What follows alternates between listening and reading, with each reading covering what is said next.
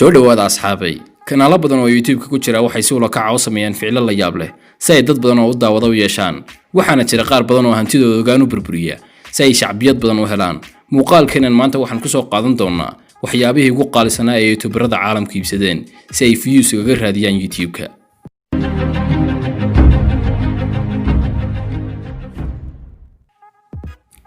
Teach Smart wiilkan iska leh kanaalka Teach Smart waxa uu soo iibsaday telefoon badan oo noocyadoodu yahay iPhone 7 kadibna uu iska saaray dhamaantood waxaanu soo qaatay mid kuleelkeedu gaadhayo 1000 Fahrenheit waxaanu challenge ka dhigtay inuu mar kaliya midida ku wada dilaacinayo dhammaan iPhone-nada laakiin ugu dambeyntii mididii wax way ka tari weeday telefoonadii iyadoon xitaa telefoonkiisa waxba gaadhsiin waxaanu halka ku khasaaray lacagtii uu ku soo gatay 1000 xabbe ee iPhone-nada ah iyadoo aanay noqon sidii uu doonayay oo ahayd inuu dhammaan midi kulul dhexda ka mariyo iPhone-nada TechRux muuqaalkan waxa uu ku soo qaatay ninka iska leh kanaalka TechRux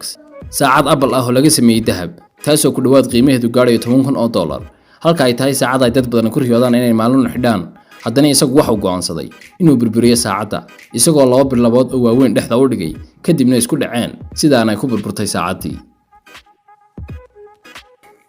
Roman Atwood waxa uu soo galiyay ninka iska leh kanaalkan Roman Atwood muuqaalkan uu ku burburinaya baabuurka waxaanu ka ballan qaaday daawadayaashiisa in haddii ay like badan u saaraan muuqaaladiisii hore uu burburin doono gaari dhab ahaantiina uu gaaray like-tii uu rabay dabcanna isagoo fulinaya ballankii uu qaaday waxa uu soo kaxaystay gaari taayir waaweyn sidaas aanu ku jirsiyay gaarigii kale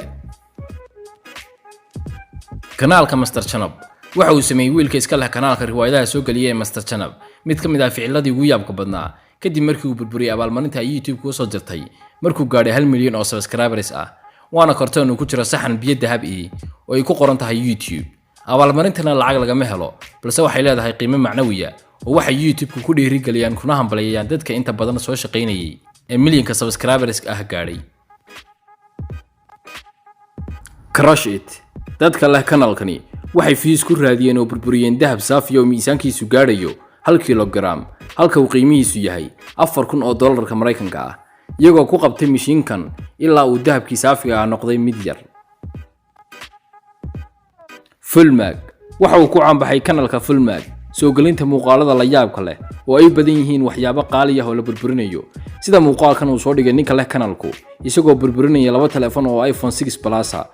waxaanu u isticmaalay liquid nitrogen oo loo og yahay inuu yahay dareeraha ugu qabow adduunka waxaanu ku sababay telefoonadii inay barafoobaan sidaas aanay ku xumaadeen oo lagaga qoostay Juwafa Choose ninkan waxa uu islaha tijaabi inay jabayso ilaalisada sare ee ku xidhan moobilada iPhone-nada waxaanu go'aansaday inuu dib ku dhufto muraayada sare ee telefoonkiisa waxaanu sidaa ku galaaftay moobilkiisa iPhone 7 Plus ka ka xumaado ismuu lahayn ogaanu burburi laakiin dhowrkii mar hore ayuu jabi weyday muraayada sare markii dambana awoodiisa oo dhan buu isticmaalay sidaas aanu kaga jabay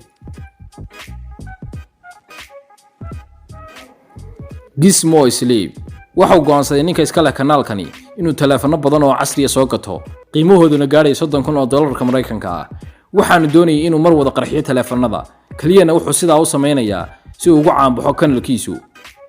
sida aragtaana telefoonadii way wada qarxeen waxaanay giddigood moobiladii wada noqdeen qaar wada burburay